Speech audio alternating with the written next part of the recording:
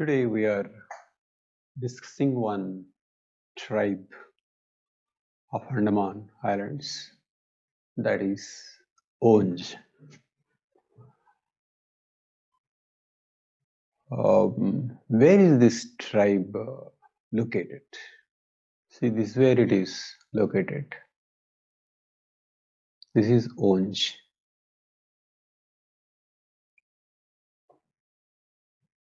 Okay. This is also called Little Andaman. So this is Great Andaman, and this is Little Andaman. In Little Andaman, this tribe is spread across the whole island in early 1800s. But by the year 2004, this is located or made to confine to two places like this. Okay. Unlike in the case of Sentinelese, where Sentinelese have entire island for themselves in 1800s and also year 2004. So you can see, except for Sentinelese, all the tribes location is affected in this process. Only Sentinelese remain where they used to be. So this is the position of the ONGE. But who are these people? They belong to Negrito element, and they belong to language Ongan family of languages. This particular photo of mother and child is taken by one famous anthropologist, Radcliffe Brown, in 1905. In 1905.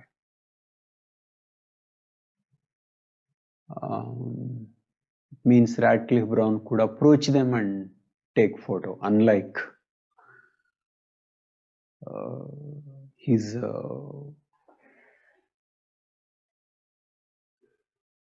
he failed in other cases.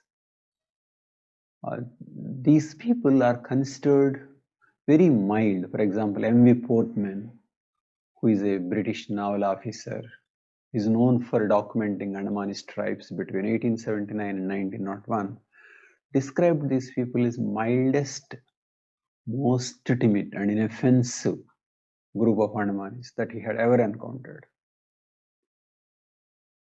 Okay. So this is what they are.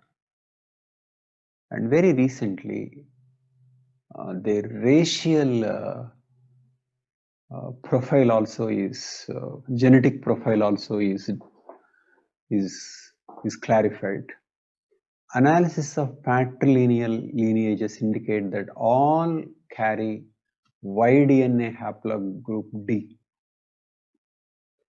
And maternally, they also exclusively belong to M clade, bearing M2 and M4.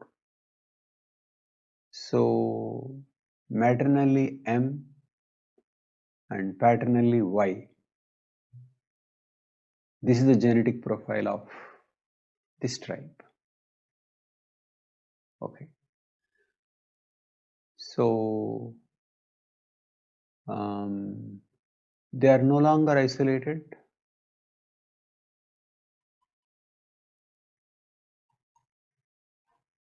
This is their position from this to this. But before this, let us look at how traditionally they have been.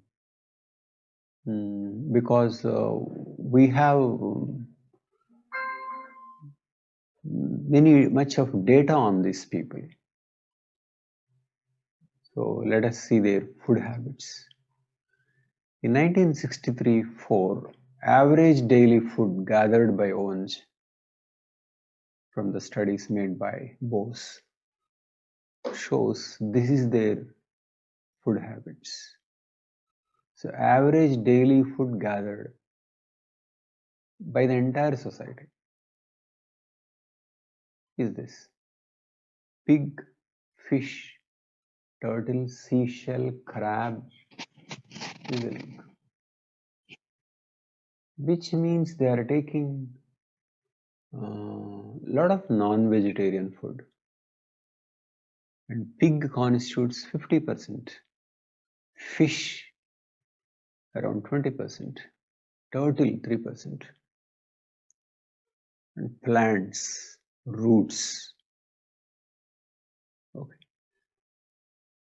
They have aquatic food as well as terrestrial food. So which means they have very good sources of balanced diet.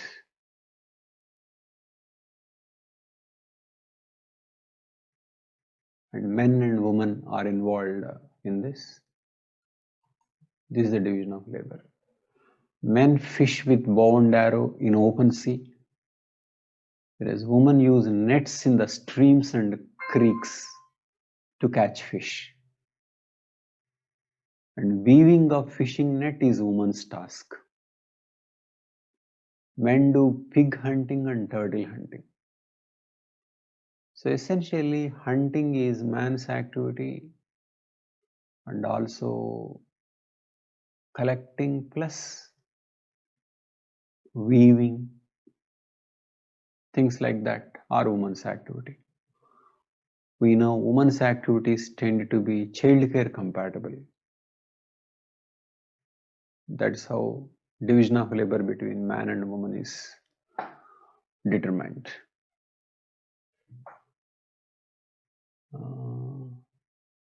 And honey consumption is also high. It is found that we may wonder how they take, how they collect honey and won't bees harm.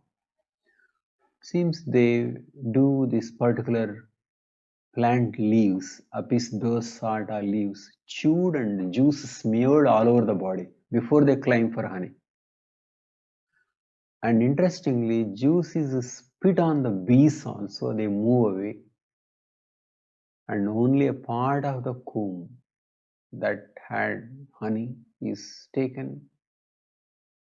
And after that they leave and bees again come back. So, very efficient way of harvesting honey. In fact, we can watch how these people look like and how they collect honey.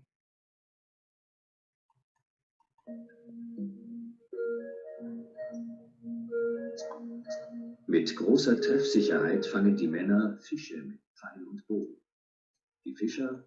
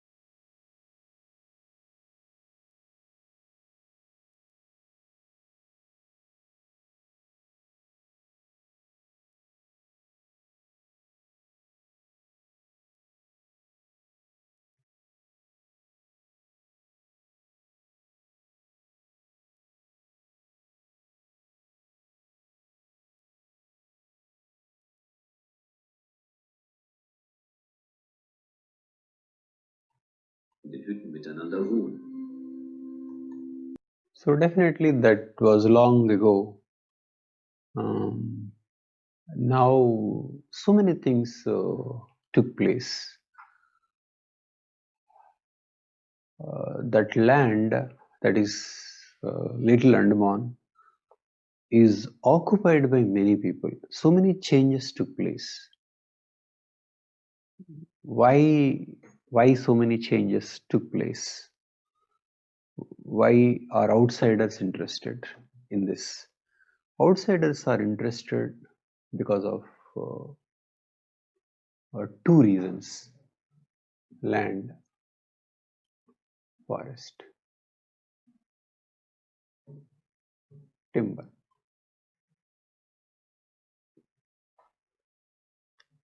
Land and forest. So from the entire Andamans, a lot of timber was being extracted. Let us see that. The timber extraction. Extraction of timber in Andaman Island, Nicobar.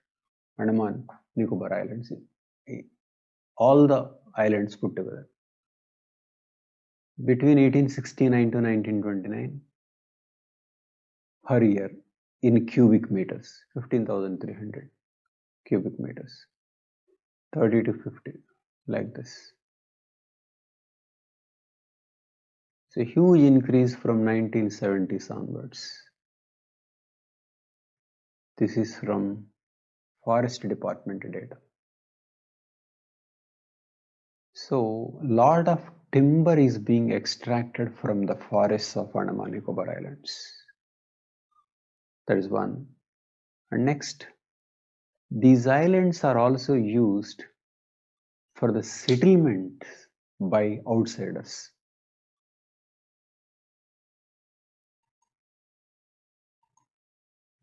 For example,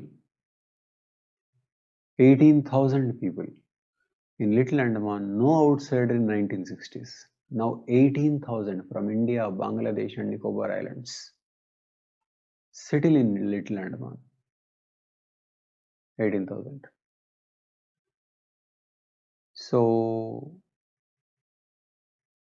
outsiders are numbering 18,000. And what is the number of the tribe? They are around 100. Look at the population. These people are in two reserves now, Dugong Creek and South Bay. These are, you can see both north and south like this, Dugong Creek and South Bay. There will be these two. Okay.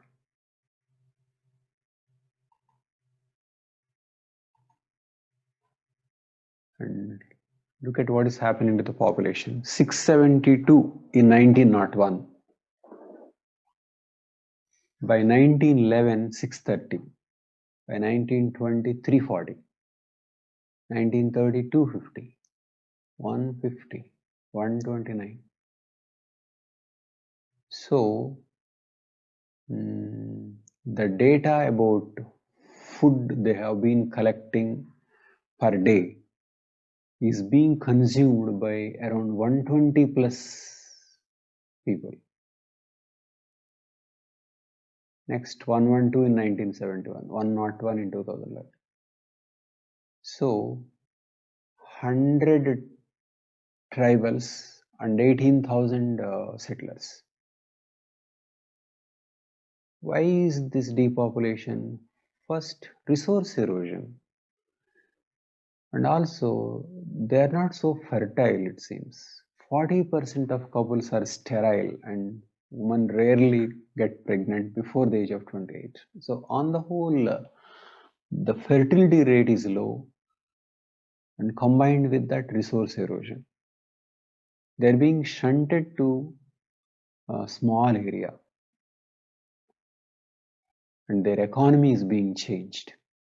How is their economy being changed? So many things came up. Timber mills came up, plantations came up, and they are being provided wage labor. And the government is giving ration, cereals, sugar, lentils. So foragers are being settled. This is a sedentarization. Sedentarization. Sedentarization means that people can live with less area. So the government wants these people to live on less area. So it is encouraging or forcing sedentarization. Okay. And providing food like this. Around the same time, poaching is going on, sand mining in large quantities is going on, and these people are also got used to certain bad habits like tobacco and liquor. It seems the government at one time was giving 250 grams of tobacco as a part of doles for each adult. Why this kind of a thing? Because they were used to smoking something, and I don't know the exact reason why the government chose to give tobacco. But these contribute to addiction, and others were giving liquor. This 120, 180 ml bottles in exchange for honey, resin, turtle eggs, ambergris. So, tobacco, liquor, government rations, wage labor, sedentarization, and being shunted to small areas. This is what is going on. Tell me, isn't this colonialism? Because this land is being used for industrialization, plantation, settlement, and without their will. And 98% of plywood manufactured in the Andaman Islands, this is about total Andaman Islands, is not used locally. It is all exported to mainland India. Power subsidy, transport subsidy are given to make timber cheaper. So which means Little Andaman, like the entire Andaman Islands, are being used for resources and for settlement by mainland India.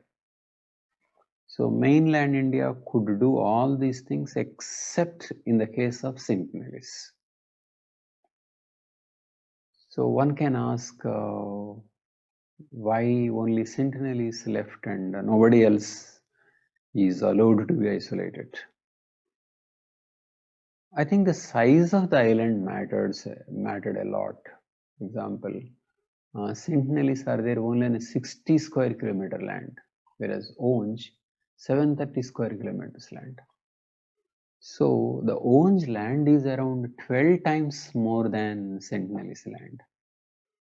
So Sentinelese could remain isolated or the government let them so, whereas the ONGE could not remain isolated and government would not have let them. But moreover, the ONGE were more cooperative, docile. Okay.